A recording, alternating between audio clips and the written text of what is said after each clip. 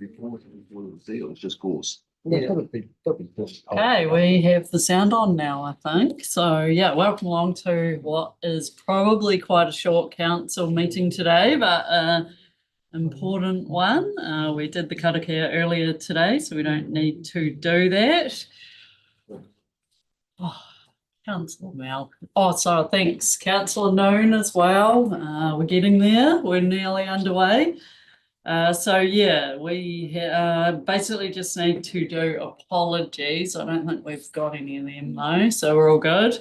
And declarations of interest. If you've got any, feel free to signal them. Otherwise, they're recorded on our website. And we're into it. We are straight into 6.1, which is report to Minister for the Environment on providing for vegetable production, which we've seen before and was a request across the nation to regional councils. Looking at provision of ability to produce food, particularly vegetables. So yeah, do we want to introduce this one? It's there and we've read it. Welcome to Lina and to Anita. So basically this report just outlines the draft report to the Minister for the Environment. Microphone, yep. Sorry. So this report just basically describes the draft report to the Minister for the Environment, which describes the provisions in the proposed Otago Regional Policy Statement and the approach statement in the draft land and water plan, which may have relevance to vegetable production in the region. It's the second of these reports which were requested by the Minister, and it is presented to the Council for approval today. Perfect, thanks, Lina. Any questions? Councillor Wilson. I sort of foreshadowed this question. I just want to check that when we, and I know this is all about vegetable growing, but I just want to make sure that vegetable production that leads into vegetable manufacturing would equally be provided for in location rather than having a high carbon footprint. And that in the I just want to check what how enabling the draft land and water regional plan rules are for not just growing, but also them to be manufactured on site or close to. So through the chair, the plan doesn't talk about vegetable or fruit processing, manufacturing as an activity, but where those considerations will come in and will be things like washing water or washing crops or in the processing and things like that. So it doesn't differentiate it as an activity, it will just be considered as industrial use. So it is an industrial use, and so we have to be enabling for industrial activities in areas where they would be grown. And are we going to be? I couldn't tell you off the top of my head what the plan says in terms of industrial uses, but there's definitely provision in the plan, and there's no prohibited activities in relation to, so there's a consenting pathway available for industrial uses if it's required. There's no enabling as in non-consentable. I'm just wondering what the issue, I'm just checking. There's nothing in this report about that. It does depend on what the processing or the production that you're talking about. In terms of just washing vegetables to ship them off to other places, the primary production chapter provides for that. I guess it's just a part of the farming activity. If you're actually changing the product from one thing to another, for example, if you're changing grapes into wine, then it becomes a commercial or industrial activity and will then be managed by other provisions which are not covered by this report. And so we would have to do some further research and come back to answer that question. Thank you.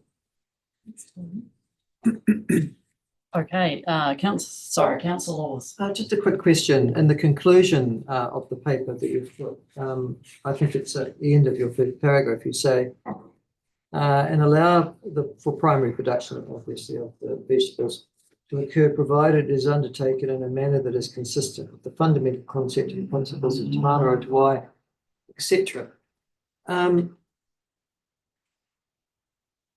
The fundamental concept and principles of Te Manawa Te Wai, I imagine you're talking about the 6 principles, are you?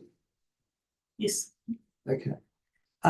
So when it comes to mana whakahira kaitiakitanga and manakitanga, those principles which relate to tangata whenua, how are they interpreted, or what effect do they have practically upon vegetable growing in Otago as a result of adopting the fundamental concept and principles of Te Manawa Te Wai? So I can't answer that question for you. The plan's been developed in accordance with the MPS freshwater, which requires adherence to those principles, so they'll impact different things in different ways. I can't specifically tell you if they impact on this particularly or not, but as a general principle, then they impact it. But specifically, I don't think there's any specific provision in terms of those 3 principles that relates to vegetable growing. There's no specific allowance for mana whenua to do something differently than Ionaus, for example. That doesn't exist in the plan in this space. Is that okay, councillors? Yep. Councillor Callaghan. So is my interpretation correct? I think it is almost stated in here that the draft plan does not actually provide a separate, more enabling ability for vegetable production. Everything falls under the same umbrella in the draft plan, whether it's vegetable production or anything else. Yeah, so the provisions in the plan have been drafted in accordance with council direction, and that was the direction, as in essence, not picking winners. Right, thank you. No further, councillor Scott? Just reminding or reaffirming the background of this paper, wasn't it about the finite amount of high fertile soils that was often despairing with development, for example, the Torrey Plains, and that was principally the focus in the ability to grow vegetables, because vegetables was often overlooked in those equations. Through the chair, not sort of. So this letter came about after Cyclone Gabrielle, and what happened when we lost a whole lot of food production area, or it was compromised through the cyclone. And what the minister at the time was made aware of was the conflict between the MPS freshwater, which requires improvement in water quality, and the impacts that vegetable growing can have on water quality. So the report was an attempt to understand how those 2 things are being balanced. Cool, thank you. No, it doesn't look like there's any other questions then. So yeah, we've seen the recommendations, noting the report and approving the second report. So somebody can move that. Councillor Somerville seconded Councillor Weir. Councillor Somerville, did you want to do that? No, I don't think I need to say anything else, thanks. Okay. Anyone else want to? No, he is not. So I'll put that then. All in favour, aye, against, carry. Would you like that recorded, Councillor Callaghan? Please. Yep. Okay, and Councillor Malcolm. Yep, that was all, I think. So we'll just record those 2 as against. All right, Councillor Scott, we're on to the next paper now. We're on to 6.2, report to Minister for the Environment on notifying Land and Water Regional Plan before the MPSFM is replaced. So you're right, Richard.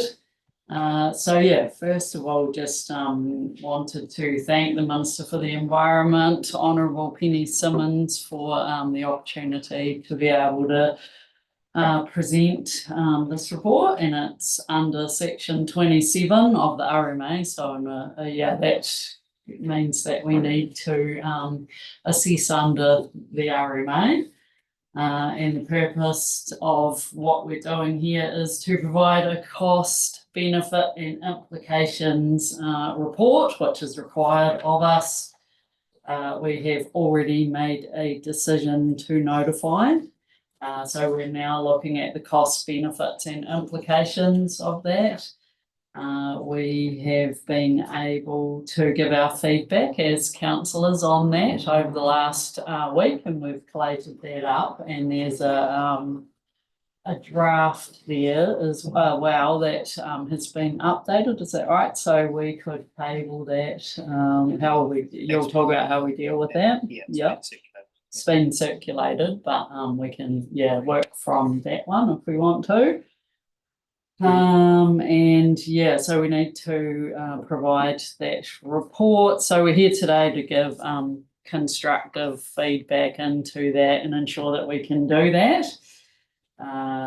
And we're not here to re-debate. And basically just wanted to do a big thanks to the staff who have pulled this together in the form that it's in at the moment, and our job now is to say whether we want any changes and to be able to give that away. So okay, thank you. Richard, did you want to comment before we get into it? Briefly, and just for clarity, so there's a and it's really nitpicky that we've had a direction from council to prepare the plan for notification by 31 October. The decision to notify hasn't been made, so just make sure Sorry, we're clear on that at the that moment. is true. I don't want people to think that decision's been made. Still a lot of work needs to be done. So we've provided the draft report to the Minister as requested in the letter dated 15 March, and that report has been updated and recirculated with a few changes, not significant changes, to ensure that any commentary that you may have on the original can still be provided. The paragraph numbers, etc., are the same. The updated one is also on the council website alongside the agenda, so anyone that is online can find it there as well. Just to remind the councillors of what the request was, and taken from the letter as such in accordance with section 27 of the Resource Management Act, could you please provide me by 1 May 2024 an outline of the cost, benefit and implications of notifying your plan before the NPSM is replaced? And the reason I just wanted to point that out is that this report is not a full cost benefit analysis of the plan itself, and that's not what the Minister's requested at this time. It's the cost benefit of the decision to notify early or earlier than 31 December 2027. So fully acknowledge it's hard to separate those two things, but that is what we have tried to do in the draft response with that, because it's what has been requested of us. We haven't traversed the content of the plan in great detail, but obviously there has to be something in there in terms of context. Cost benefits of the full plan content, obviously there is still time to debate that as we bring further papers and public workshops through council as we head towards the October date. An extension was granted to provide this information by 15 May. That was consistent with advice from that staff received from MFE officials when we discussed this with them in early April. And that purpose of that discussion was to get some guidance on what sort of content the Minister was looking for. The offer for an extension was put forward by MFE staff who felt that where the Minister had indicated that they were happy to consider that if it worked better in terms of timeframes, and that's where that suggestion from me came from, to fit in with these meetings and to give the requested time for councillors to review it ahead of this meeting, and also for us to have adequate time afterwards to make any changes that might have come out of the discussion today.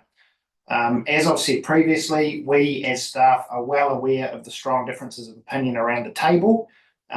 We continue to give effect to decisions of council, not run our own agenda on this matter, and it's wrong and inflammatory to suggest staff are doing that. With that in mind, happy to take questions about the report, and it'll be myself and Anita answering them. Anita, you don't need to say anything. No, good one. So we are now into questions. If anyone has any questions, councillors. Richard, I note the last comment that you made, and I respect the way in which you made it, but on page 31 and 32 of this paper, or the last two pages, there's a particular section called what are the benefits of essentially doing what we're doing. And there are 8 bullet points there, as you'll see. Some of those are clearly subjective. They're not based necessarily on evidence, they're based upon a judgment. Who made those judgments of staff? So they're based on staff's expert opinion and are there for council to debate and provide feedback on. And we have had this for a week to have input into as well. No, but it is confirmed though that, yeah. Yeah, no, absolutely, but we've pulled the report together, and it's our advice to council. So it is staff's draft. Right, so we've got some other hands up.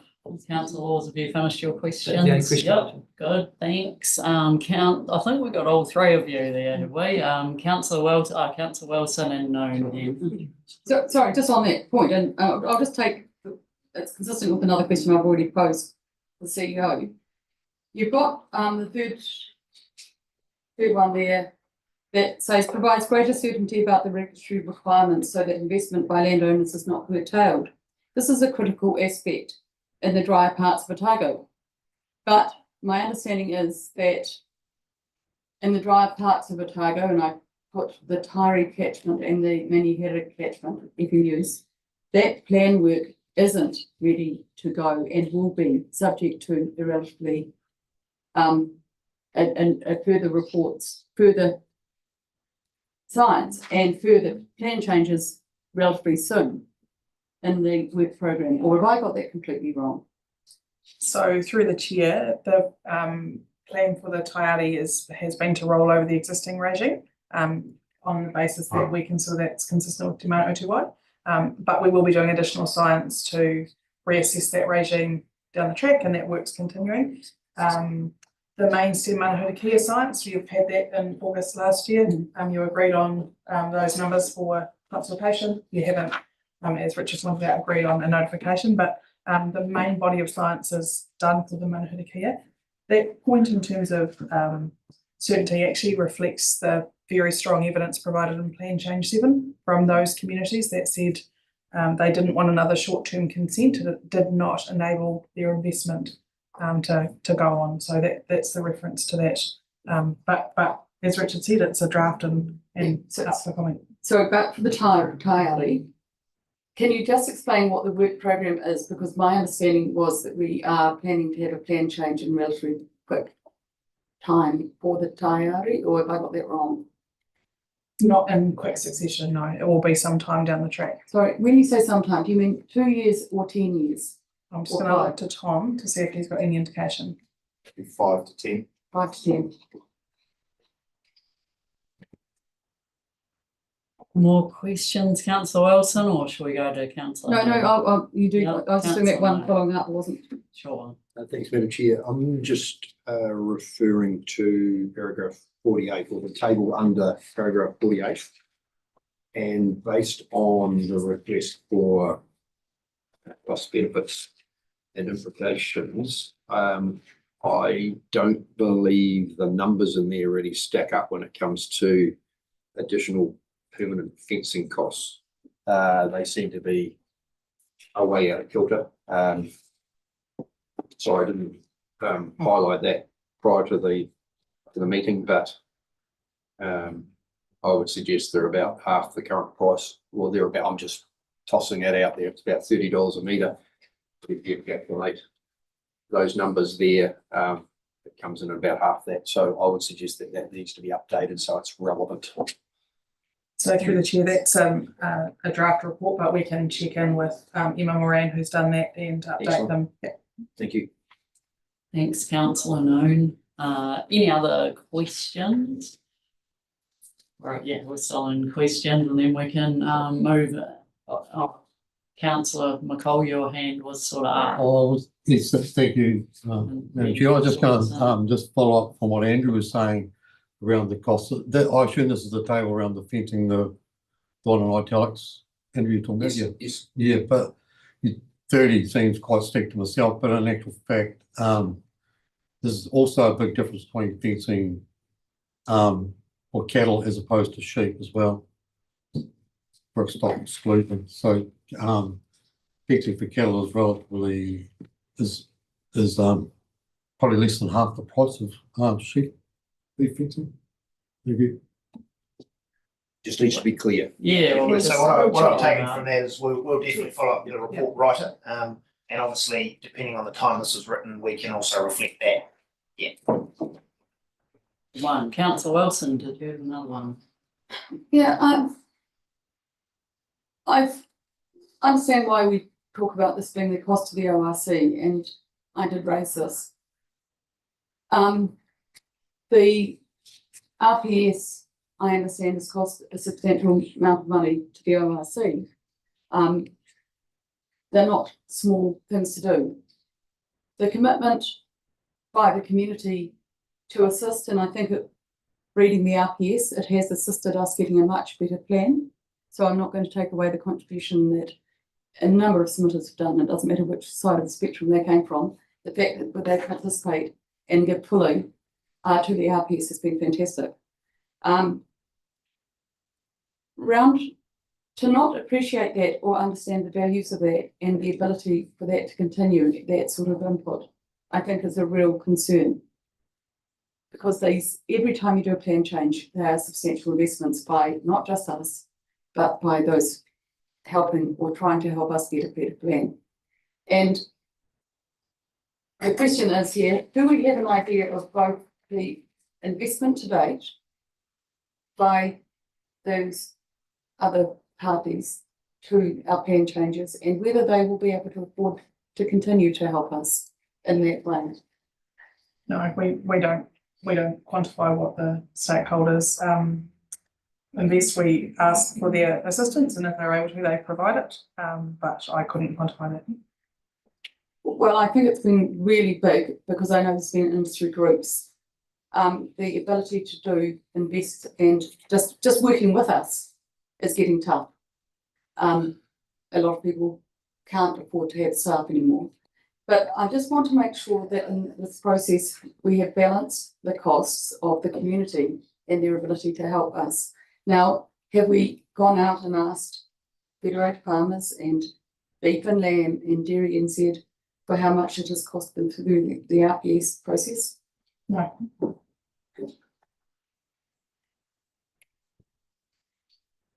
Okay, any other questions? Yeah. How much do we think that the land and water plan will cost us compared to the RPS? I couldn't quantify the cost. What I can say is the rate that we'll pay the commissioners will be lower because it'll be a freshwater instrument and we'll be paying them all of government rates as opposed to the commercial rates that we had to pay for the bulk of the RPS. But the cost depends on the number of submitters, how long the hearings are set down for, the amount of evidence that's required to be read. So I couldn't quantify. We haven't got a budget for that in that plan.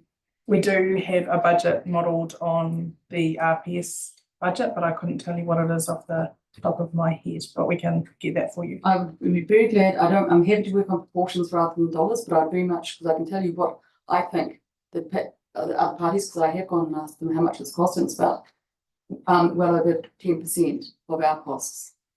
And that's not an insignificant contribution. And if we're relying, as I've heard, that we're relying on other people to help us get a good land and water plan, because that's what I heard around the table the other day, I want to make sure that we understand those costs. I don't think it's unreasonable to understand those. I'd be grateful to get that.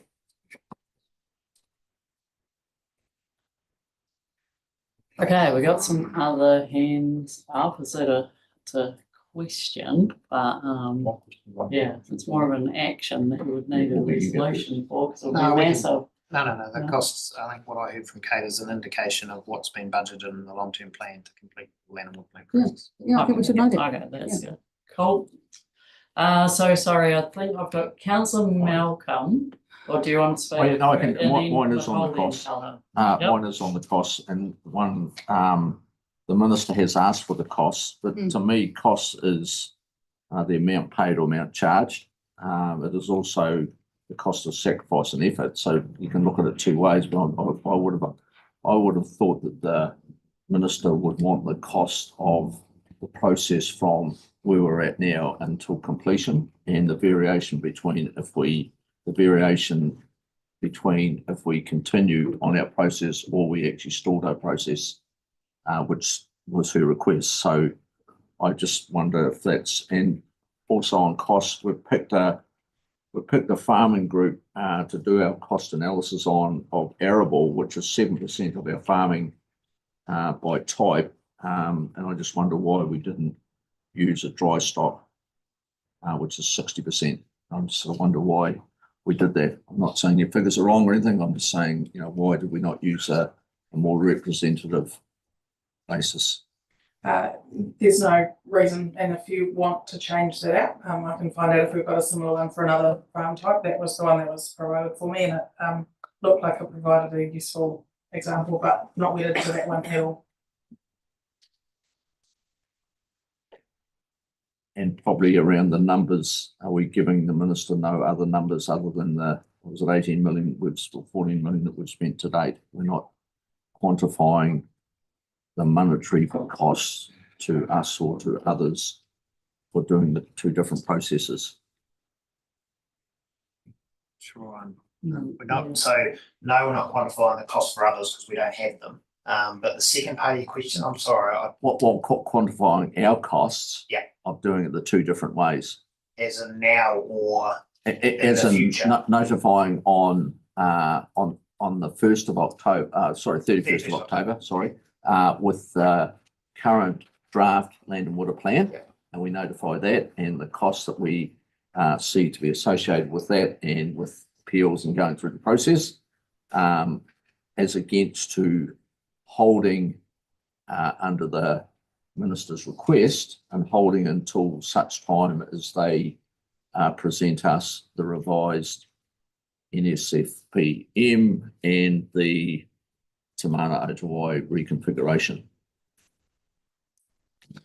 So we've not done that analysis. No, we haven't. I mean, my initial would be, without knowing what's going to be in there, the process to notify and carry out hearings and that would have, I mean, we haven't provided a cost going forward, and Kate's asked for how we've budgeted for it in the LTP, and we can go away and have a look at that to give an indication. I can't imagine that figure would be any different. If anything, it may be a little bit more expensive with inflation if we were to wait 3 years. But we wouldn't have enough confidence in that data to put it forward. Wouldn't it? I mean, sorry, I shouldn't probably answer, but cost, benefit and implications analysis is more than just money costs as well. And we have looked at cost, benefits and implications of notifying now versus sometime in the future. I would say that we had done that. So, yeah. Well, there's no numbers, so numbers. there's no numbers, and your ratepayers will pay the numbers, so that's reasonably important to me. Sorry. Yeah. Oh, sorry. Next person was Councillor McCall, then Councillor Kelleher, then me. Sorry, I was just going to move the recommendations in the town. We'll come to that. Councillor Kelleher. Yeah. And then Nefun. I'm sorry to labour the cost part, but I'm just not clear on it because I thought the minister clearly wanted to understand, because the minister has suggested that in a short time frame they're making changes. They know we are well advanced on a draft under the previous direction. They're making very clear changes. They've indicated what those changes are. So the minister wanted to understand, what are the costs of you going ahead, notifying now, and then what is the cost of having to change through either plan changes or whatever when we bring along our changes. So I don't see that there's a very broad round number of, I think, 18 million in the paper. To date. Yes, to date. And then that detail that she's asked for, I don't think is quantified. Am I wrong with that? No, you're correct. Okay, oh yeah, thank you. Councillor Nefun, then Watson. Look, I think we're dealing with what is known costs and unknown costs. So our known costs are, as Kate has mentioned, the costs that we have in our LTP for the further work that we need to do on the land water management plan. They're the known costs. They should be part of this report, I think. They definitely should be there. And there should be a dollar figure under that. Unknown costs, we can't actually speculate what those costs are. And those are the costs, I think, that perhaps Gary's referring to. But I mean, it's anyone's guess what those costs could be. And we couldn't put them in the report. Yeah, so now we've got, certainly got that around the budgeted cost for our water plan for the next stages that we've included in the LTP. So make sure that's. Councillor Wilson. Slightly different tact, maybe I'll get something. Sorry, if we go early and the law changes, are you envisaging in here that we would have to, in the costs, yes, we don't know what the changes might be, but would you envisage that if we needed to, we'd do another plan change afterwards? It entirely depends on when the new MPS comes out. So if it comes out before a decision comes out on the plan, then the hearings panel will just pick it up and it will be dealt with through that process. Won't require anything from us. It could be that the government decides to use their Section 55 functions, which doesn't require us to do a plan change, and we can simply insert provisions. Or it could be after those two things, and then we would wrap it up in a plan change that we've already signalled that we're going to be doing. So the cost from that, from what I gather, is at best that the democratic process of doing submissions wouldn't be provided for because you wouldn't know what people wouldn't be able to resubmit on that plan change that might happen. It would be left up to only those parties that were already in the mix. So if the changes came out by the hearing before a decision came out, yeah. So if you hadn't submitted, then that would be a challenge. So I think it's really important to make sure that we understand the costs of democracy, the costs, I absolutely get that they're greater than financial, but that we are aware of the difficulties process-wise we are sending our community to. Because we do have a very engaged community. We are really grateful for what they've done, because that's what the Plan Change 7 told us, and that's what the RPS hearings panel told us, that the input is really essential. So what I'm wanting to know is how we're covering and making sure we keep those people in the room, because from what I'm hearing, and I'm not being difficult here, the finances of those organisations to continue to help us get a good plan is pretty dried up. And my problem is if we're not understanding the costs and understanding that as part of this process, it really, really concerns me. They are big, big numbers that only some of those institutions have put in. I don't know about Forest and Devon, I don't know about Fish and Game.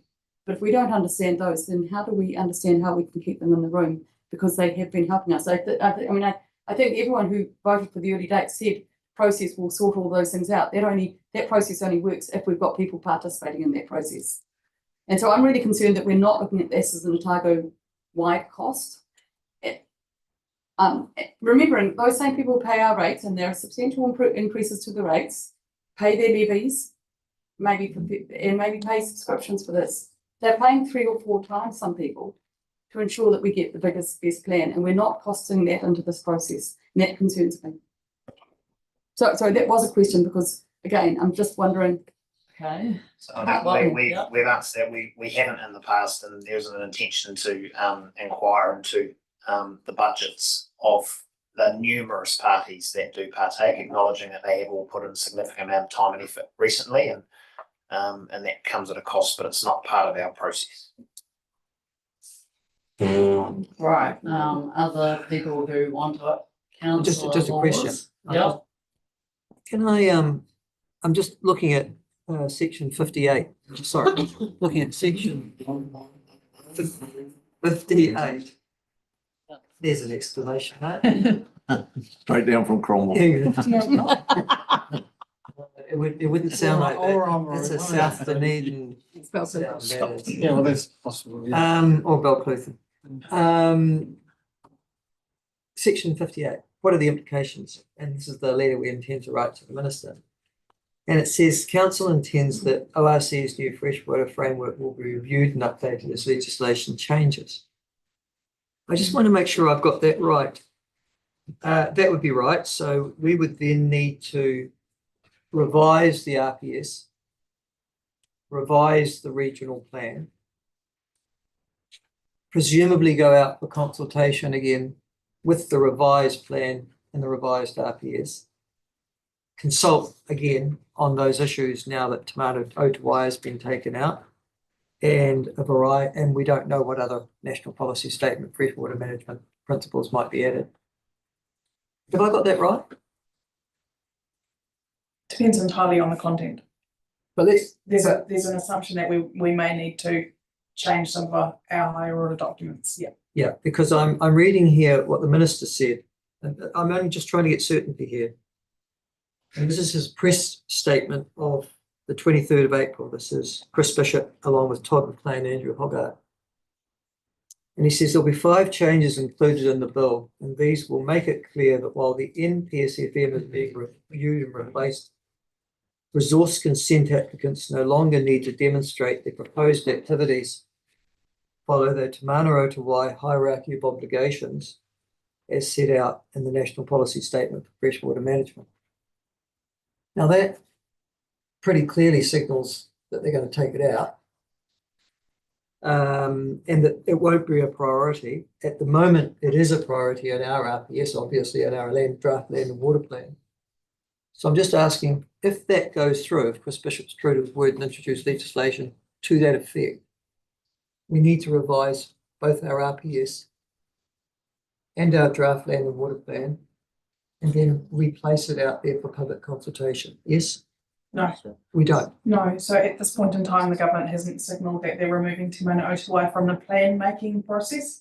And in fact, the minister said if it is in plans or draft plans, it should stay in there until the MPS is reviewed. So at this point in time, Te Mana o Te Wai is inherent in the MPS for plan making. They're going to remove it for resource consent considerations. Well, if they're going to remove it from that, then they're removing it from everything. No, that's not correct. That's not my understanding, sorry. They've stated they'll follow a robust process to determine what the new NPSFM would be. That's all. Sorry. How much clearer is it than this? Make it clear that while it's being reviewed and replaced, resource consent applications no longer demonstrate that proposed activities follow the hierarchy of obligations. It's pretty clear to me that they're removing it. Not resource consent. So what would happen currently is a plan will give effect to Te Mana o Te Wai, and then a resource consent will have a second test against Te Mana o Te Wai. The second test is being taken out, not the first. So if you're giving a resource consent for something, just ask it. If you're giving a resource consent for something and you're now not applying Te Mana o Te Wai as a consequence of the resource consent, then surely that makes inoperable the parts of your RPS and your draft water regional plan, land and water regional plan that include it, doesn't it? Because Te Mana o Te Wai is infused into both. No, it's not uncommon for a plan framework to, sorry, I'm trying to think about how to respond to this.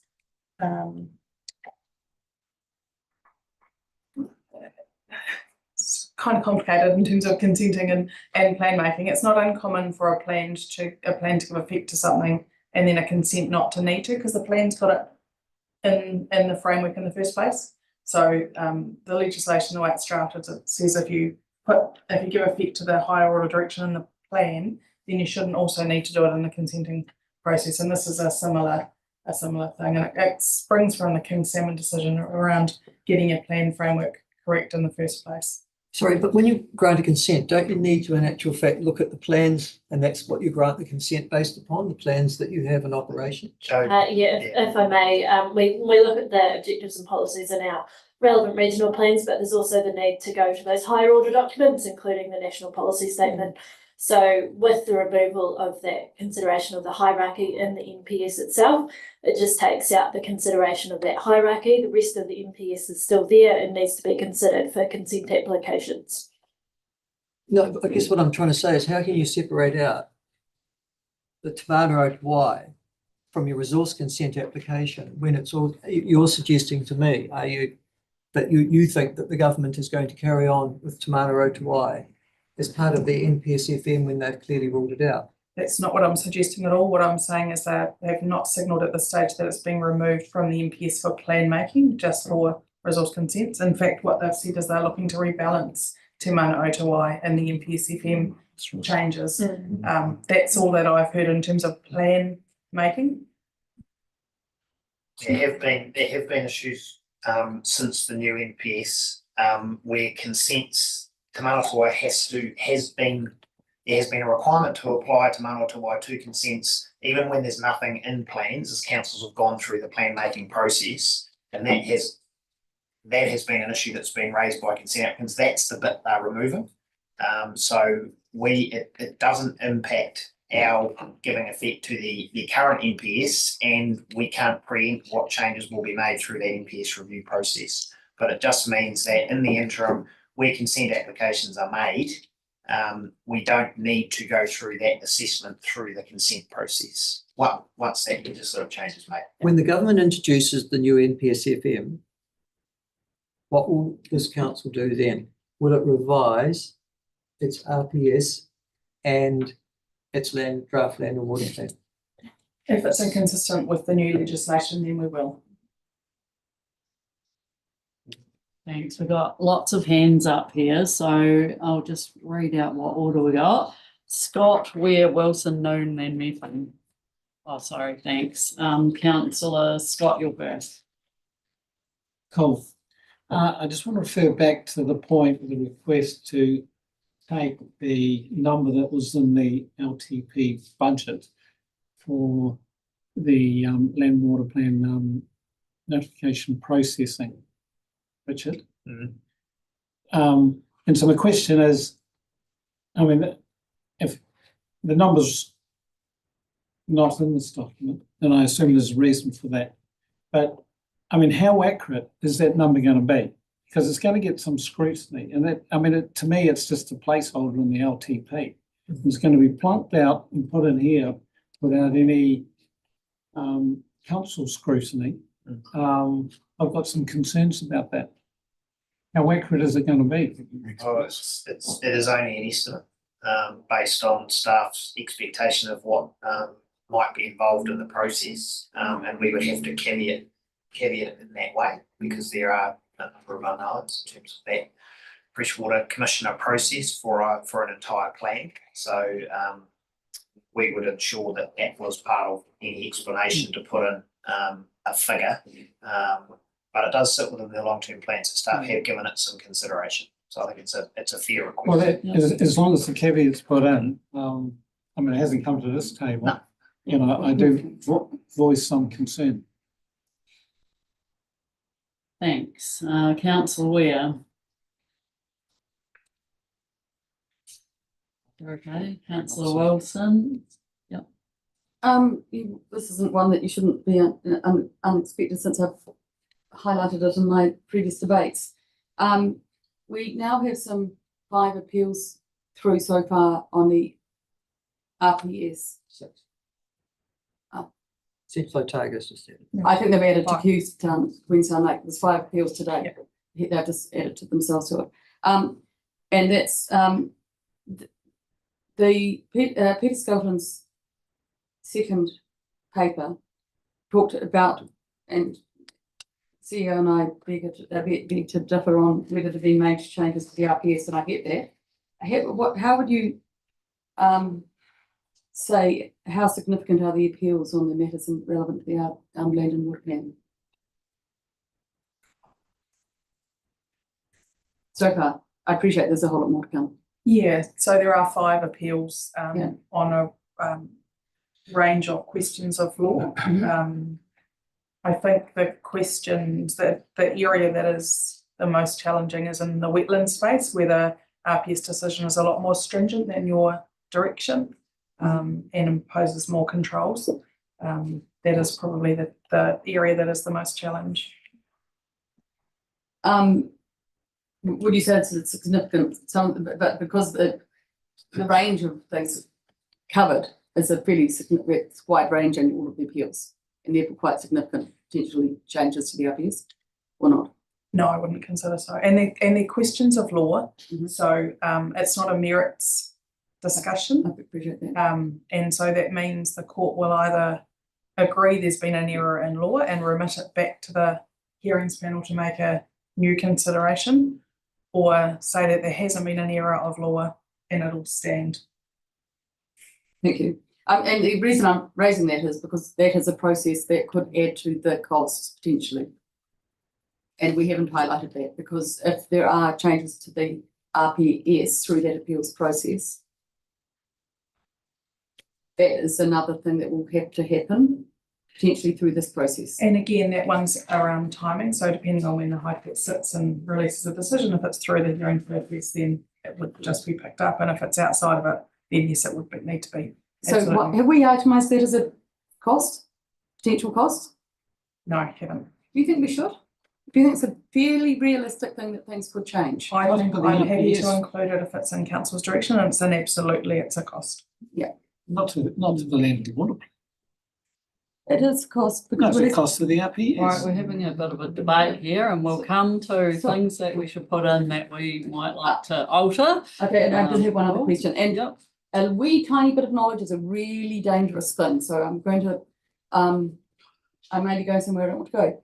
I understand there's been 2 or 3 cases in the High Court recently that probably also under appeal, relating to the Southland case and possibly one other that I can't remember, relate to section 70 of the RMA and discharges.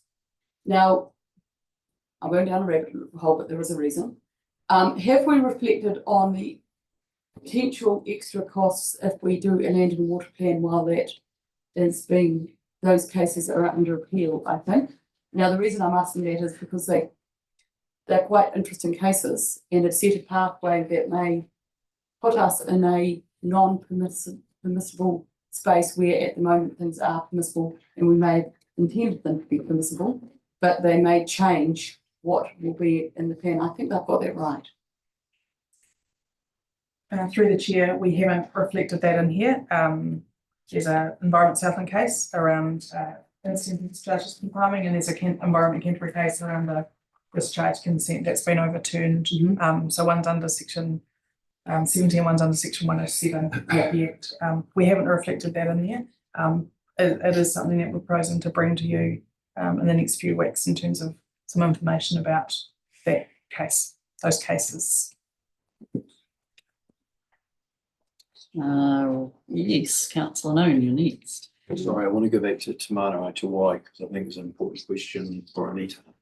The RPS decision, you've obviously read the commentary around Te Manawa Te Wai that the commissioners built into their report, and it clearly indicated that the interpretation within the notified RPS didn't meet Section 5, the purpose of the RMA, in terms of considering not only the environment, but also human activities as well, i.e. the use, development and protection of natural and physical resources. So my question to you is, the RPS decision didn't adopt completely the NPS FM interpretation of Te Manawa Te Wai. So, fair comment?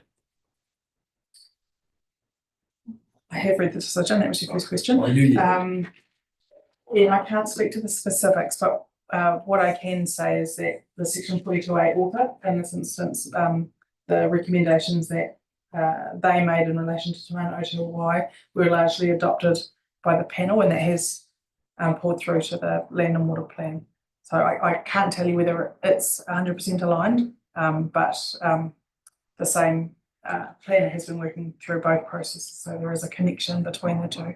Not wanting to debate the topic, but I think this is one of the real challenges that we have as a Otago regional council, is that this is really the first or the beginnings of sort of legal challenges around the Te Manawa Te Wai. So there's obviously going to be case law that will be developing over time, in a relatively short period of time, I imagine, on this topic.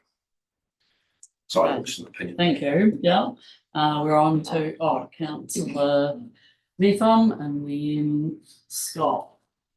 So just still looking at the implications in this paragraph 58, and just I'm trying to follow this discussion. It's a bit involved, but the implications for the RPS for the government, perhaps reinterpreting Te Mana Atawai and creating a new EPSFM, do they influence or do they direct changes to the RPS, or will that sort of change influence or direct a change to the RPS?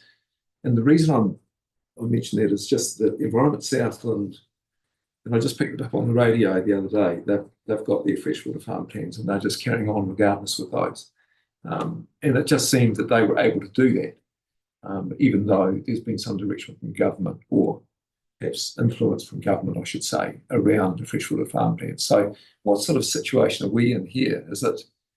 Are we being, if the government makes this change to the NPS in its interpretation, does that direct our RPS, or? So through the chair, we've got an obligation to give effect to higher order documents, including the NPS freshwater.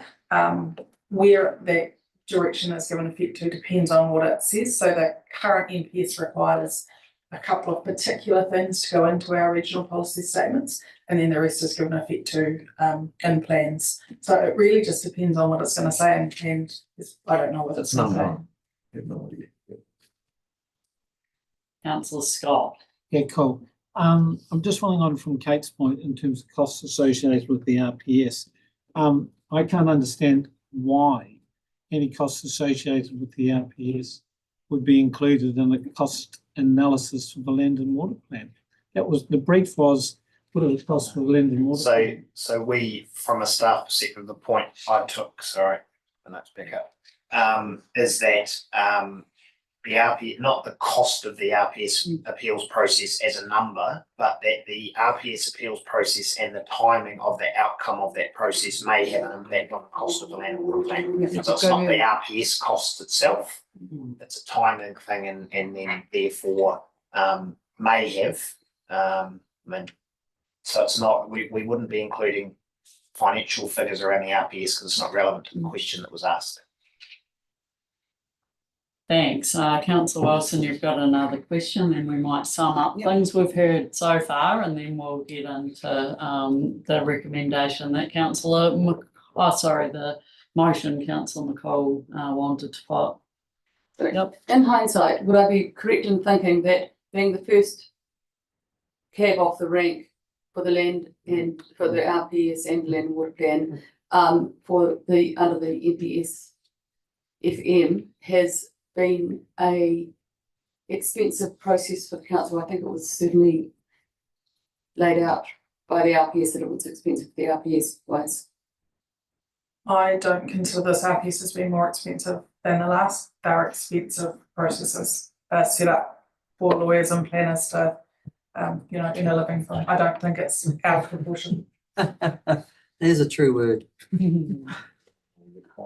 So the advice from the RPS hearings panel that it was expensive and tortuous, you don't accept. I accept that having to split the RPS because we hadn't tested Section 80A was really unfortunate for us, and so absolutely the going first was not great in that respect. But if you take that out the cost of the substantive RPS hearings, that's a fair point. The cost of the substantive hearings wasn't significantly different to what it would otherwise have been. And so that is again just reflecting your cost as the ORC. Could you reflect on what it must be like for the submitters? I've had that conversation. So yeah, the splitting of it was a nightmare for everybody, and that was made very clear in the Commissioner's report. They were quite forthright in their assessment of the requirement to split our RPS, and I know from talking to all of the parties involved that everybody found that incredibly taxing. Thank you. Thank you for your Good listening.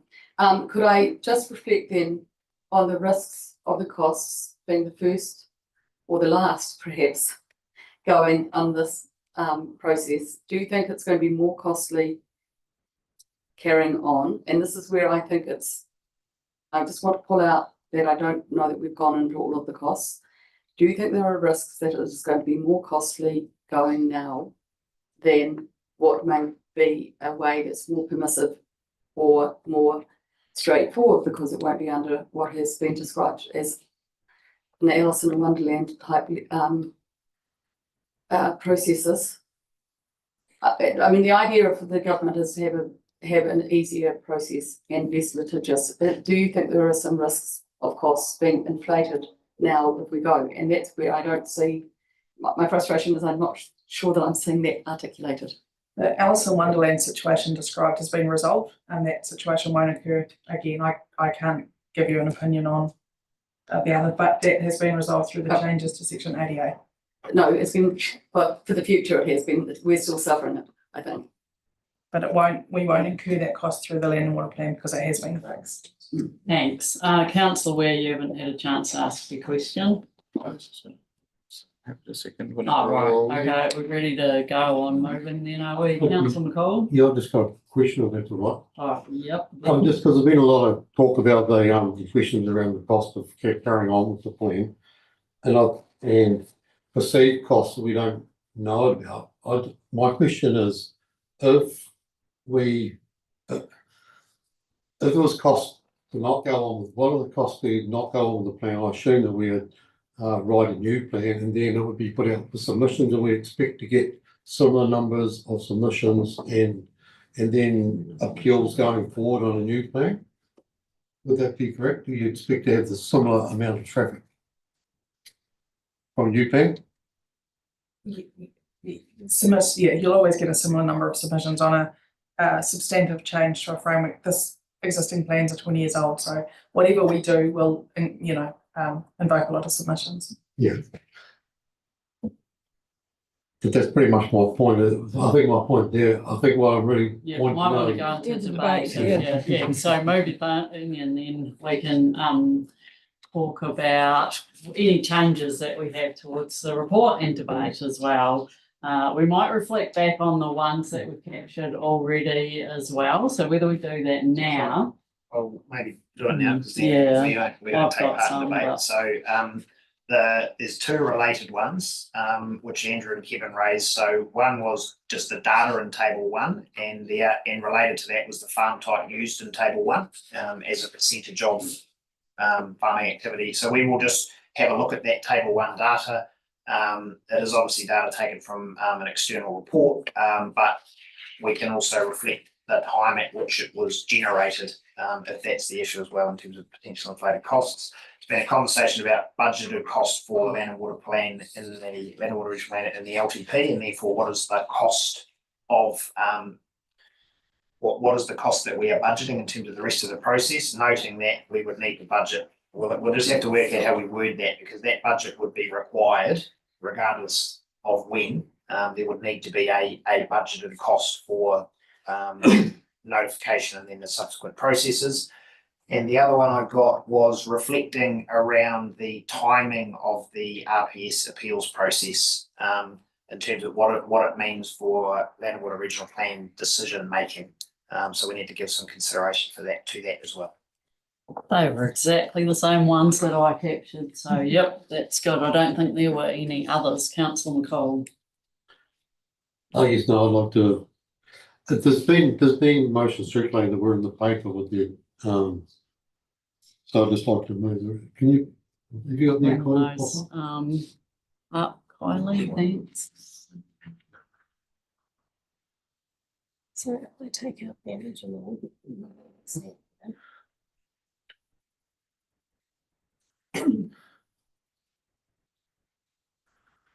Really, you're two patients. There's the ducks. So basically, I'd like to move the motions as on the board, that approves the updated report to the Minister of the Environment that provides an outline of the cost, benefits, implications of notifying the land and water plan before the NPS is replaced, delegates oversight for approval of minor, minor editorial proofing, corrections and formatting to the report to the Minister, the Council Chairperson and Chief Executive, as CE Saunders has just highlighted, and notes report be provided to the Minister for the Environment by the 15th of May. Thank you. Happy with that, councillor Weir? Yep. Rightio, do you want to talk to it, councillor McCall? To be good, thank you. At the end of the day, we've been asked by the Minister to provide a letter that sets out the cost benefits and implications of notifying the plan was ahead of the MPS. And I think what we've done, as has been mentioned in the discussion today, is that the plan's been in development for a long time, and the costs are not just financial costs, they're all costs. And I think it's really important that when we do go to the Minister, that we look at it, have a holistic view across per request. I think it's really good that the reports set out, first of all, some background to our region. Our region is very diverse. We got awesome landscapes. We go Kia to Kitai. We have got like alpine areas. We've got alpine lakes with world recognised water quality.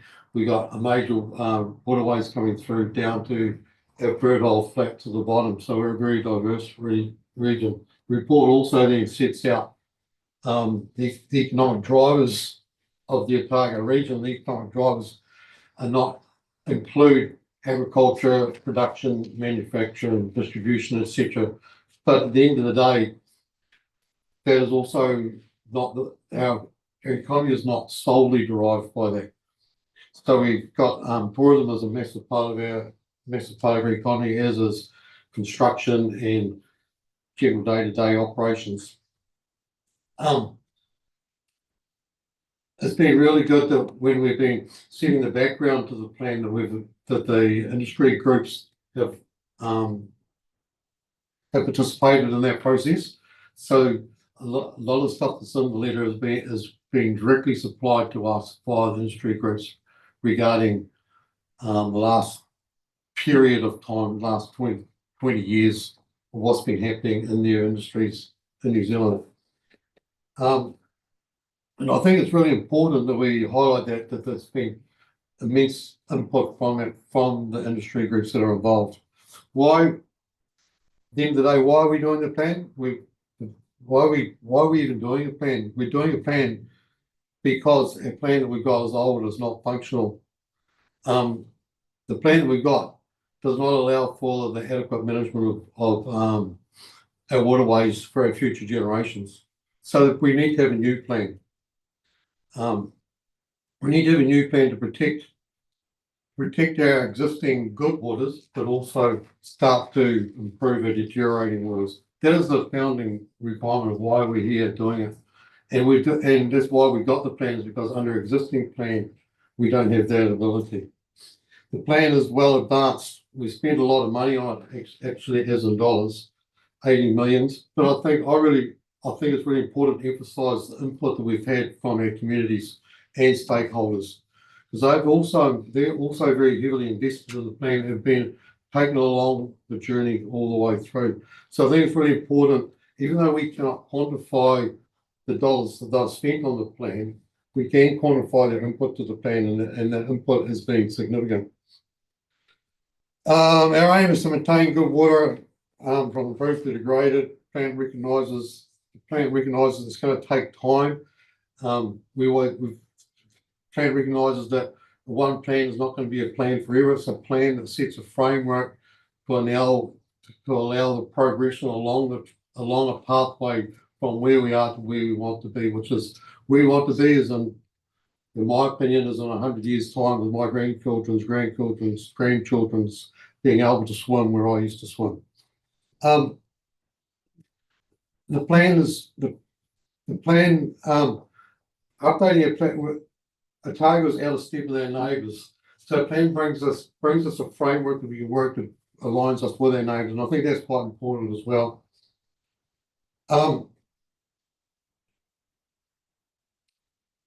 The economic costs have been evaluated. The economic costs on farm have been of on landowners is being evaluated by their industry groups and incorporated into the decision-making process. So I think it's important to, I'm just re-emphasising that there's been inputs from all around the place. So I think that's, I think it's really important. I think I'll just come back over here. That's right. Because so the plan's going to get the cost of doing the plan is basically the cost of doing the plan is we may have to do some. The reason that we've extended the notification of October is so we've got time to fully incorporate the decision from the RPS and fully incorporate the feedback that we've got. The plan is still very much in the development phase. So the plan, and we have to recognise that there may be some changes that we may have to make some alterations between now and then to incorporate changes that are being highlighted to ensure that we have a plan that's operational and functional. So that is going to be some cost, but once again, it may not be that, it's probably not quantifiable, and you have to be really careful trying to put a figure on stuff that you don't know that's out there. We have to recognise that there may be if we do notify and there are costs, where there may be some costs applied to landowners around consenting to it, but on the other hand, there may be costs where the plan is more enabling. There's also one of the problems with not notifying earlier is around our situation with Plan Change 7, short-term consents, and also the infused consents from the Plan Change 6AA. The benefits of the plan is basically that we've done our investment. We're looking at getting a plan that is operational, brings us in line with our neighbours. It gives us some certainty that we know where we are. It gives a framework so that people understand that that Otago has a similar framework to our neighbours. I just think at the end of the day, the very last comment in the report, which is not on this one, I've got on my computer, which basically says that where is it? Where is it? The other one that's sent around. Basically, at the end of the day, by notifying the planner is putting something in place so that we can protect and enhance their work quality now for future generations. We know that down the line there's going to be some changes, but we have to work one day at a time, and we just can't be going in cycles all the time. We need to get a plan that's good for a period. Thank you. We'll come back on. Thanks. Anyone else that wants to speak? Excuse me. Yeah, we'll just need to keep going too. So Councillor Sunville, then Councillor Law. Look, I just had a clarification. Richard had listed 4 things that he put out of the discussion. Just wanted to check whether they are accommodated within that clause 2 there, or that is more than minor changes and would need a separate motion if we were to include those matters. And I'm happy to include those as corrections. One of the reasons for allowing the week in terms of the time frame we set is to make sure we can we'll recirculate that to the councillors as well. Good, thank you. And with that said, I must say I believe this letter, as we have modified it, sets things out very well for what it has been asked to do. Thank you. Councillor Laws. I will not be voting obviously for this motion, and obviously for the reasons that we've discussed before. But I do want to comment. I do want to comment upon some of Lloyd's preparatory comments in moving this motion. Lloyd has made great emphasis, and I assume others will, that we need a plan. But really, that's not the question here. The question is, we need the right land and water regional plan.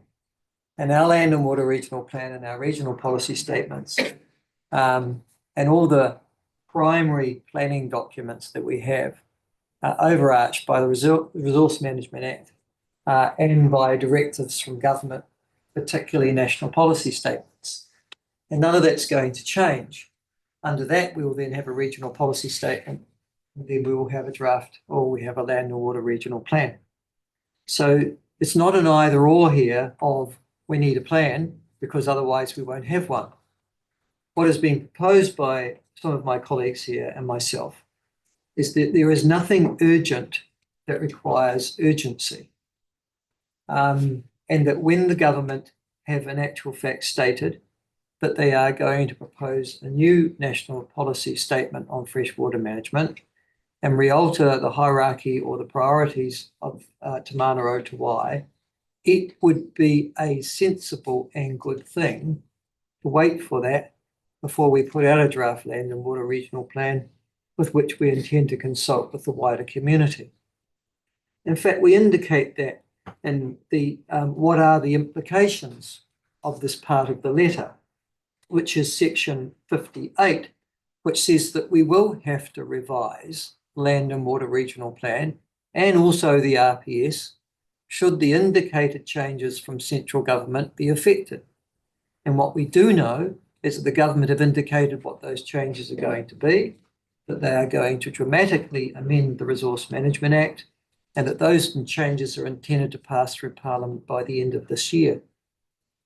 So given that all of those things are going to happen in a relatively quick period of time, as the government has indicated to us both formally and informally, all that some of my colleagues and I are saying is, what's the big rush here? In addition to which, land and water regional, some of the rhetoric that accompanies the primacy of and the urgency of this matter is that there is some form of crisis in the waterways and the lakes and the rivers of Otago. There isn't. There is no crisis. There is no sudden deterioration. Well, to answer Brian Scott, if you in actual fact have a look at your own environmental monitoring reports, you'll see that in actual fact there are significant improvements in the quality of water on a number of our waterways. And the interesting thing for Ms. Councillor Scott, when I say, and here's a challenge for him when he tries to speak, it'll be this. Please itemise what urgency this plan will bring to the quality of water in Otago. It won't make a blind bit of difference in the immediate future, and there is no crisis that needs to be addressed. We're now going to send a letter which has 8 bullet points as to why we think this is a good idea. But primarily those bullet points all say the same thing. We've got a problem and we need to fix it. Yes, but we need to fix it under a set of rules that is going to take us into the future. And the government is preparing those rules as we speak.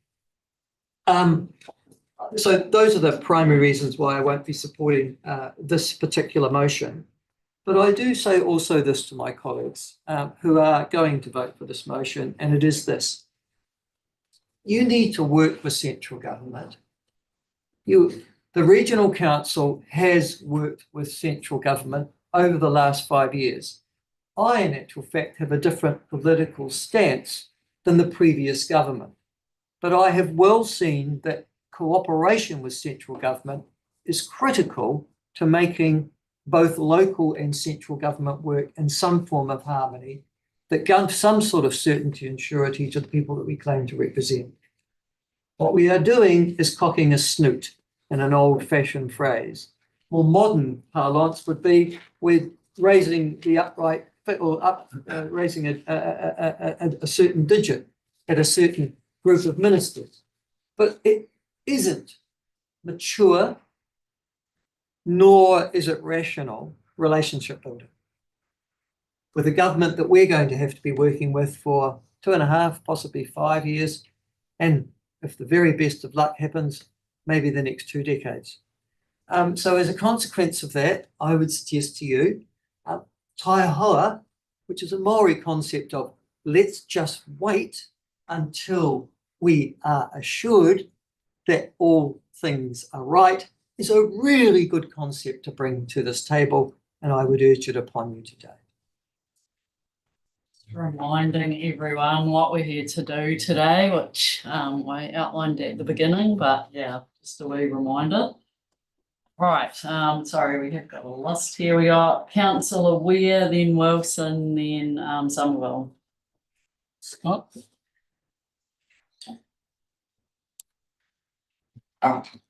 This report that we're looking at, shows that we know the needs of our community, the current environmental and economic context, and we know what we need to do through the draft land water regional plan. I'd like to think that we're very keen to work constructively with the government and have done our best to do so, but I'd say there's no point in us crystal ball gazing for specific costs that we can't possibly predict.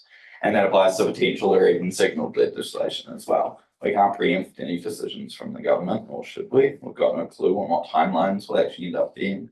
There's no guarantee that we'd need a plan change by continuing, and there's no guarantee that we wouldn't need a plan change by not continuing. We don't even know if this government will still be around by the time we notify this plan. We've given all the information the minister's asked for, more. Staff have put a lot of effort into getting this report written up in the given time frame. I think most of the suggested changes from other councillors seem like welcome additions, and so I'm sure those will be reflected in the final report. As the CEO has noted, but by and large, the decision in front of us today is approving this report to the minister should be nothing more than a formality, and so let's get it done. Go. Thanks, Councillor Wilson. Thank you.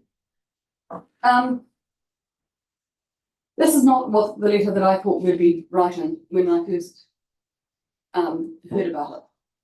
I thought it was going to be about costs, which are dollars and opportunity costs and a whole lot of other things. I thought it would be about, I didn't think it would need a chapter on what Otago was. I think the government should know what we are, but that's fine. I wouldn't be putting that in. If I were to put it in, I wouldn't be referring to 1995 and 2015. I'd be talking about now. What is the situation for dairy cows in New Zealand right now? Sorry, in Otago, 84,000 less than peak. But why not just tell a different story by a whole lot of gobbledygook which changes from whether it's 20 years ago or it's raising perception that is a narrative that people want to convince ourselves that we've got a problem.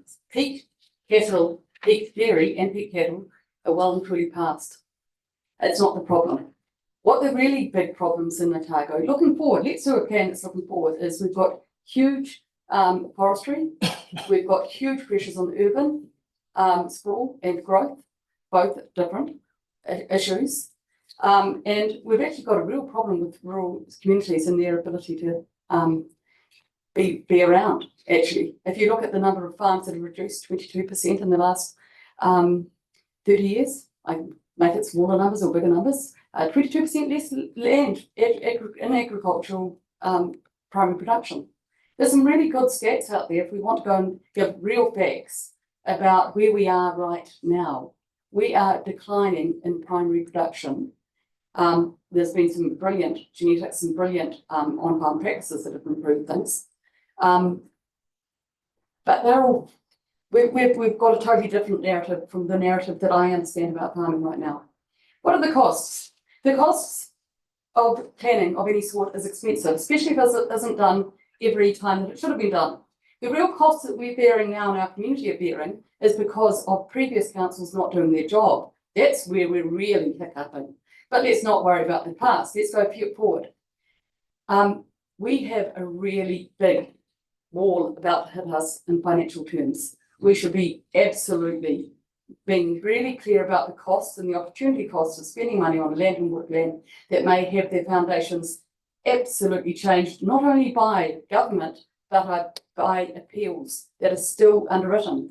We want to listen to Peter Skelton until we don't want to listen to Peter Skelton. Funny that, but that's okay. It's a cost that we need in the processes. Every one of these is a separate cost, and they should be articulated. Biggest issue I possibly have is that the minister didn't ask, and therefore we haven't given. We've given a whole lot of environmental Otago stuff, but we actually haven't talked about risks. I wish the minister had asked us to talk about risks. That'd be very different because they add to the costs. sorry, this isn't the letter right from the start that I thought that would be getting. It gives no certainty. People writing in here that it gives certainty undermine all of the risks that there are out there in the process, let alone the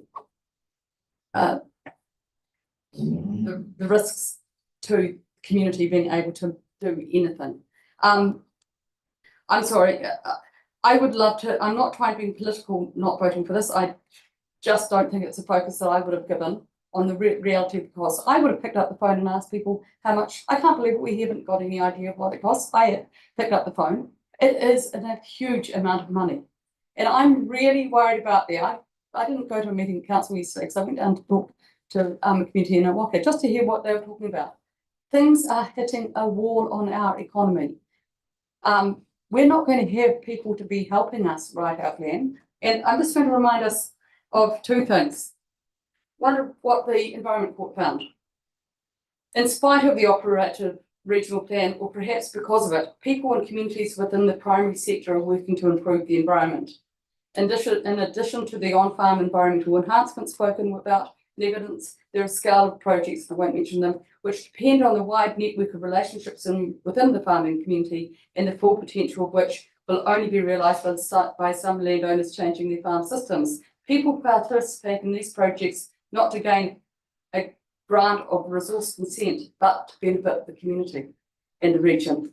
Sorry, benefit the region. We don't put those sort of things in there. That's what the independent Environment Court judge found. They also found that we're not particularly good at working. We wrote the Plan Change 7 was poorly conceived and not adequately informed by the primary sector because we're not listening to them.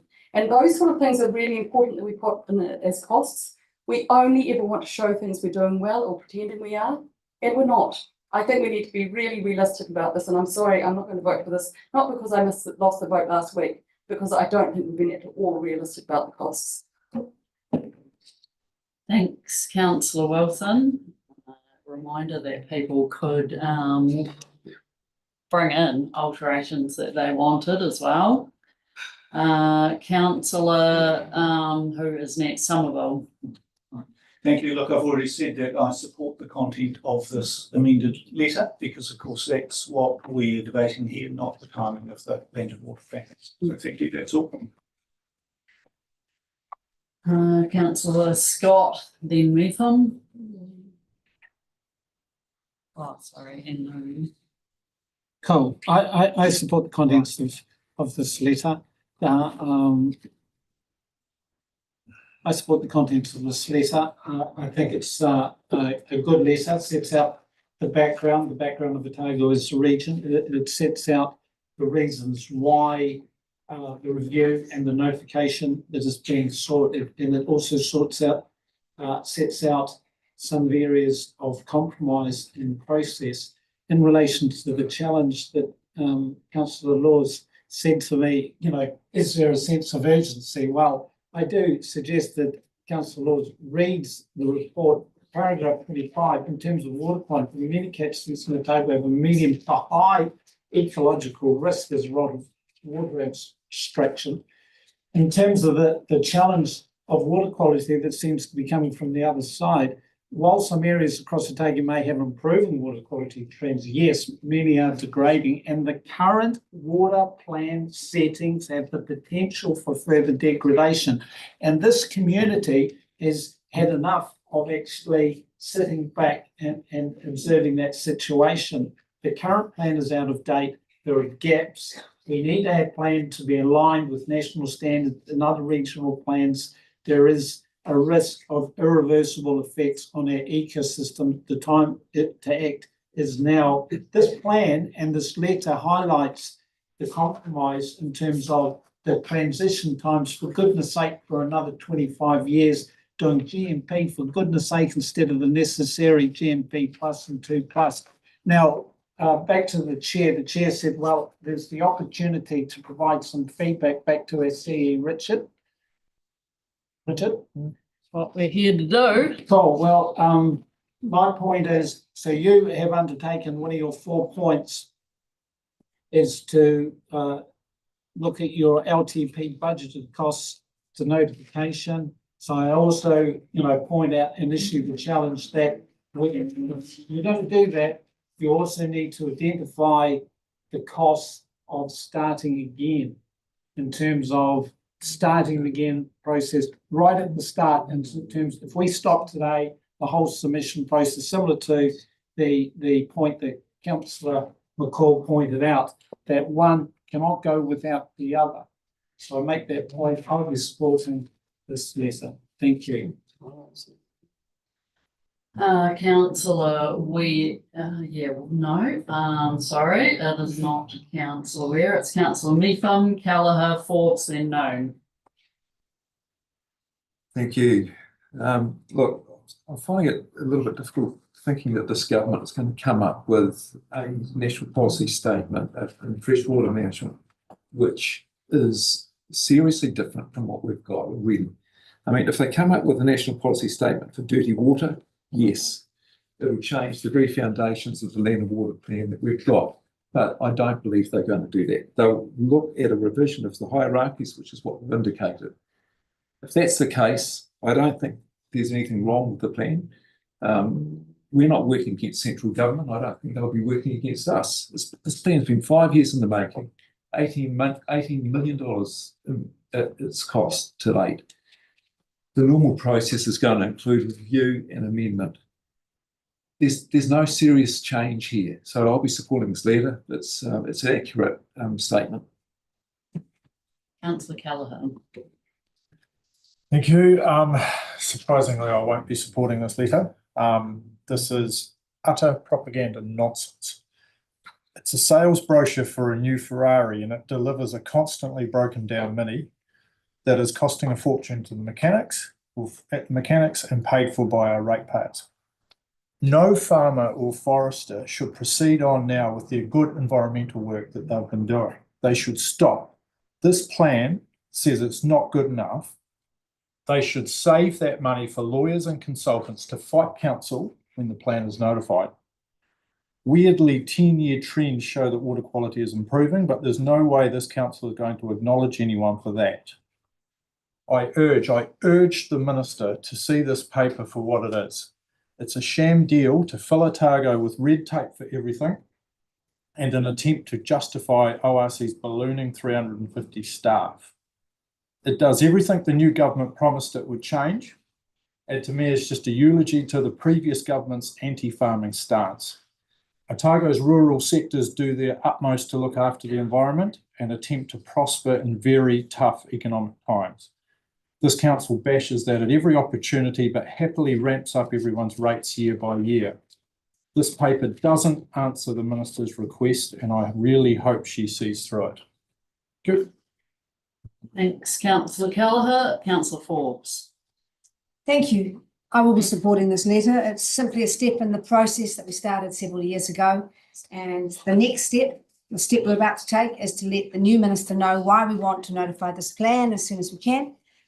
Those reasons are clearly outlined in the letter. That's our desire to deliver continuity of process, our desire to limit environmental degradation and make improvements, and also to offer some certainty. The minister hasn't been across this plan over the time of its development, and so it's respectful to let her know where we are, and it's important to our community in terms of our environment and its management. The council in the past has dragged its feet. We don't have a fit for purpose plan at the moment. It shouldn't be put off. We don't know. I thought we'd stopped dragging feet, but we obviously haven't. But I would like to see us not drag any further and to get on with this letter and let the minister know where she's at, where we're at, and then she'll soon let us know what she thinks of it. Thank you. Councillor Known. Thanks, Councillor Forbes. Thanks very much, Madam Chair. Can I just firstly comment on the fencing issue I raised earlier? And just to make it really, really clear, in the table 1 under paragraph 48, where it talks about permanent fencing, I took it that the commentary was to exclude stock, all stock, sheep and cattle. And I also took it that there was, some attempt to have riparian planting. So we're talking about a permanent sheep and cattle fence, and that's why I based that the number that I used of average cost per metre at $30 is, so just to make that clear. As far as I'm concerned, you won't be surprised, I won't be voting for this. I think it's a futile exercise. I think it's an absolute waste of time. We should have allowed staff, and I feel sorry that staff have had to go away and work on this letter to the minister. I'm sure that they would have much preferred to be focusing on the challenges that exist around planning in general in terms of the feedback that we've had from the commissioners with the RPS decision, of which we've now adopted, the feedback from the internal staff through the Clause 3 process, the feedback from the forestry sector, where there's some significant challenges and legal challenges which don't seem to be resolved, and I'm talking about the ETS and the potential liability of $46,000 a hectare, where if we changed rules over and above the national direction, some areas couldn't be planted, and they would have to essentially they would carry a liability, and which would have to be paid back in terms of those areas that an extended area for a setback from a waterway. So there's all these issues that are floating around, which I think staff should have been able to concentrate on and work through, and that would have been a much better use of their time going forward. So I'm sorry to say I can't support this, and I think it's just a repeat of a similar conversation that we've had 2 or 3 times now. It's not good for this council to continue on digging a significant void between governance, and the sooner we start recognising there is a better way forward than creating that divide, the better. Thank you. Yeah. Thank you, Councillor Noon. I'll just check if everyone has had a say that, yeah, I thought there was one. Councillor Malcolm. I wanted to concentrate on the letter because I think the motion is about the letter, but I do, and firstly, starting out on the 15th of the 3rd, we got a letter from the minister that, and I'll quote, "Could you please provide me by 1st of May 2024 an outline of the costs, comma, benefits and implications of notifying your plan before the NPSFM is replaced." Costs, comma. There is nothing in this letter that shows me the costs. My ratepayers pay money. They will want to know what it costs. The minister wants to know what it costs. We have no, so if we look at costs, we talk about degrading rivers and everything else through here. There is no numbers. There's simply, to me, a moat of words painting a picture in one direction, and it is not actually showing what is actually happening in our environment at the moment.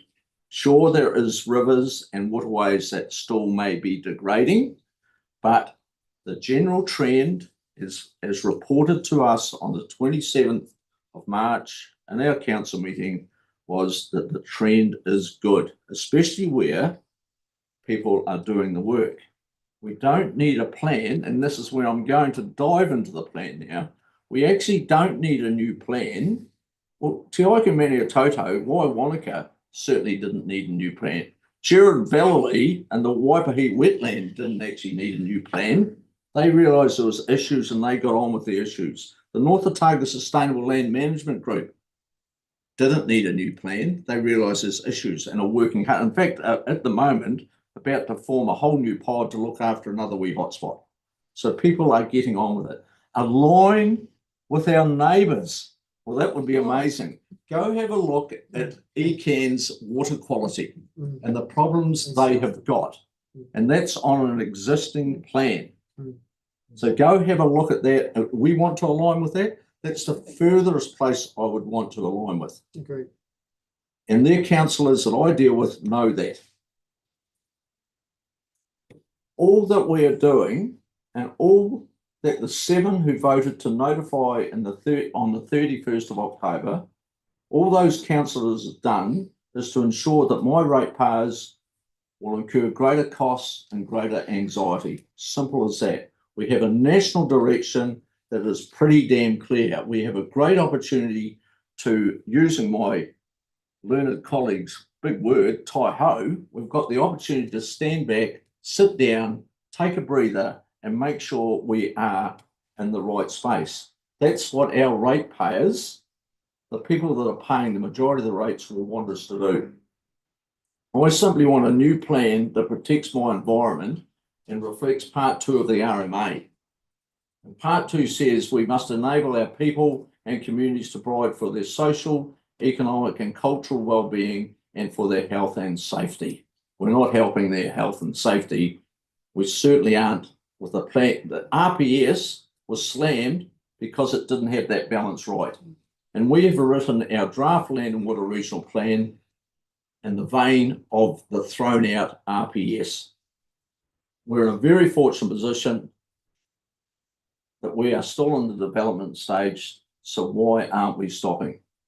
But going back to the letter, I have not responded to that letter.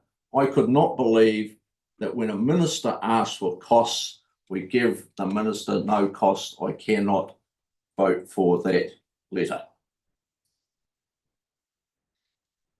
Thank you, Councillor Malcolm.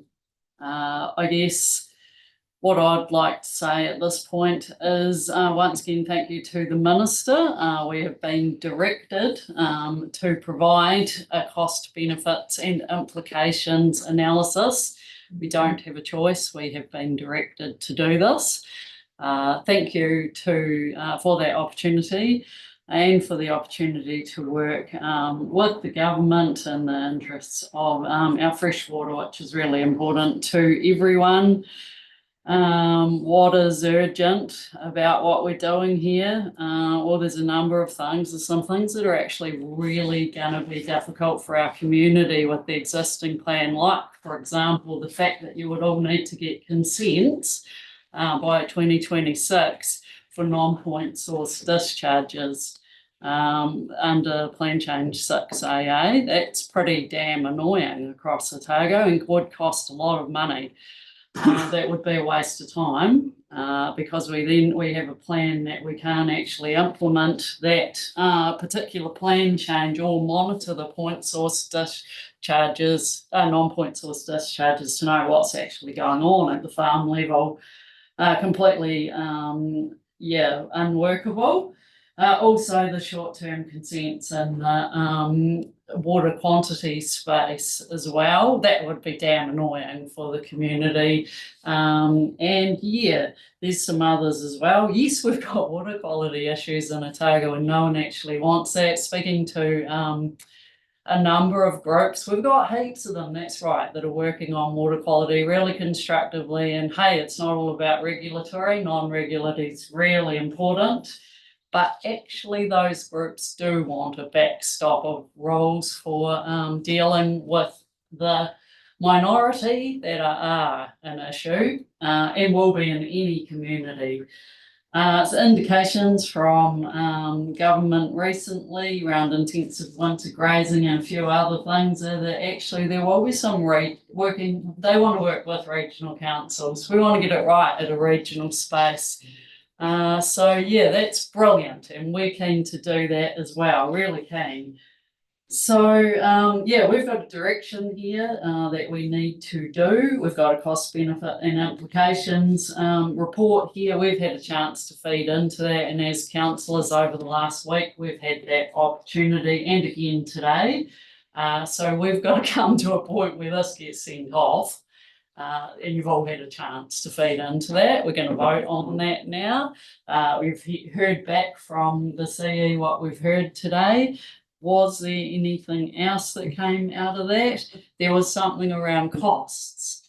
a lot of that is unquantifiable because actually we don't know what the government's got in their heads, and they'd actually probably be better to quantify what's ahead in the next while and report back to us actually. Then we'd have a good idea what it might cost. We don't know at the moment.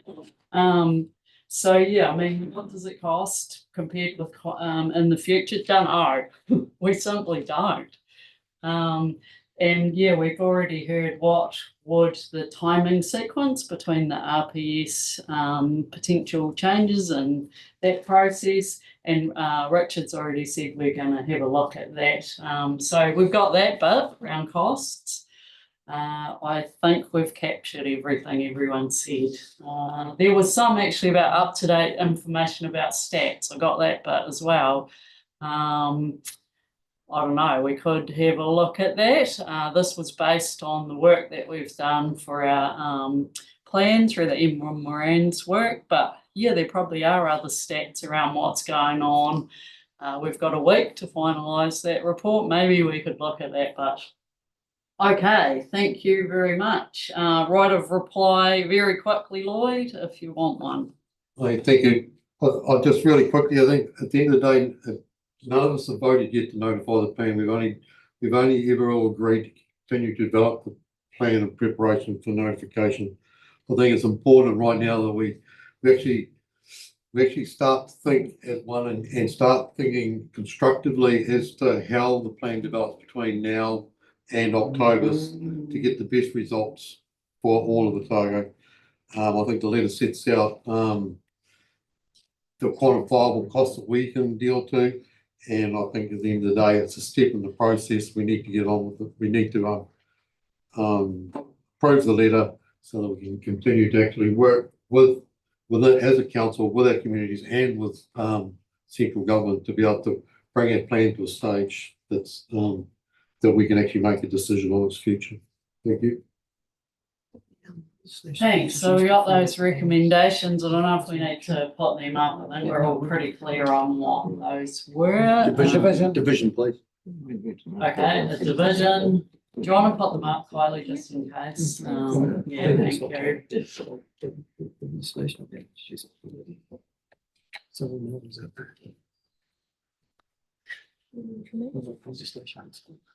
Brilliant. Yeah, we're off with the division. Thanks, everyone.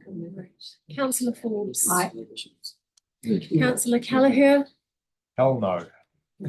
Councillor Laws. No. Councillor Malcolm. No. Councillor McCall. Yes. Councillor Methven. Yes. Councillor Noon. No. Councillor Scott. Yes. Councillor Somerville. Yes. Councillor Weir. Yes. Councillor Wilson. No. Councillor Robertson. Yes. 6-4. 7-5. Sorry, what Seven. was that?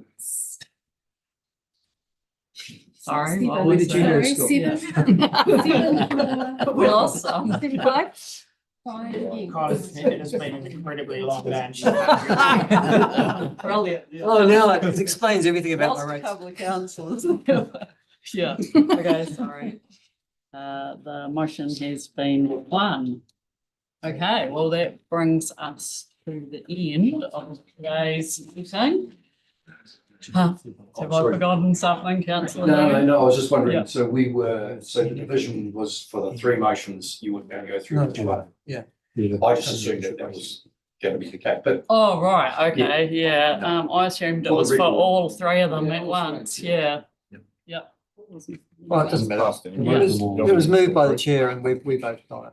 So no one's going to die. Well, it's moved by Councillor Cole. Yeah, it was Anyway, his fault. we're about to close off, yeah, it was all three, that was your understanding, yeah? Yes. Yeah, cool, double checking. Now, Yes. Okay, we are closing with karakia. Kia tau te rangi Māori ki runga i ngā iwi o te ao.